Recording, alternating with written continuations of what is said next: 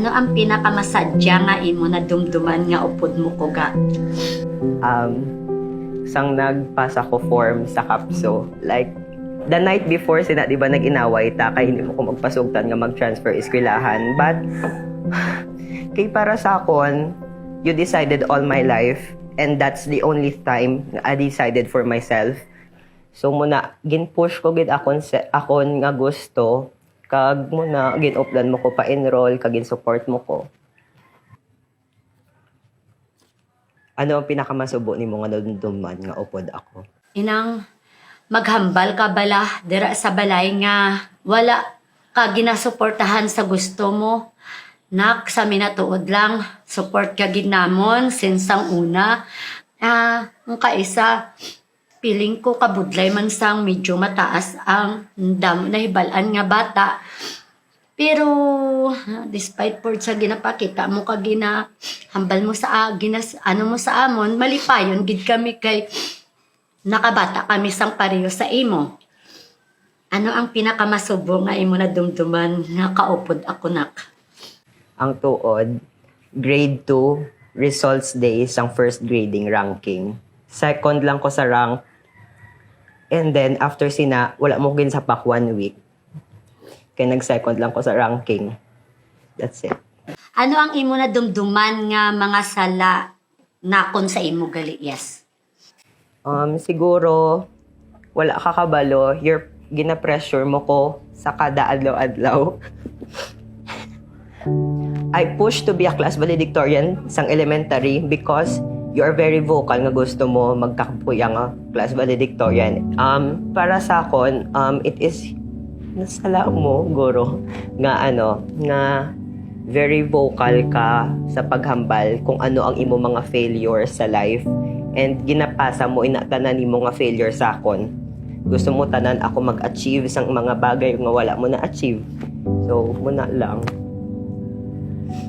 Ano ang isa ka tiempo nga ako imo ginhanot ka ginmulay? Ay, bata ka pa sa tunak. Basta, grade 2. Basta, wala ko kadumdumnak nga permi ka Twice mo lang ko ginhanot. First, sang kinder 2, after ko nag-lowest sa exam, sang longest. And then, sang grade 1, sang hindi ako highest sa quiz sa math. Muna lang. Gaano mo ko kapalangga? Walang labis, walang kulang, palangga ka gidna mo na. Patyagan mo gidna. Sa pagpainchindi kag pagpahibalo. Pag-monitor kung may sakit ka. Pag-monitor kung diin ka. Kung may ginapangayok ka. Kung kaya, ginahatag. Kung hindi, ginaexplikaran ka. O, gaano mo ko kapalangga na? Wala ka kabalo. Tanan ko nga ginaobra para si mo. Yes, tanan. Tanan. Last year, nakita mo kung paano ko nagtangis because I failed. Hambal ko gani. Tanan kung ginaobra para gid si mo, like kay gusto mo may ma-achieve ko nga mo ni, so gusto ko i-please ta ka. Wala ka kabalo, tanan ko nga ginaobra para i-please ka, tanan ko nga ginaobra para ma-proud ka.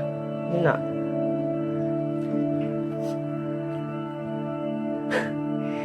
Ano ang imo gusto ihambal sa akon?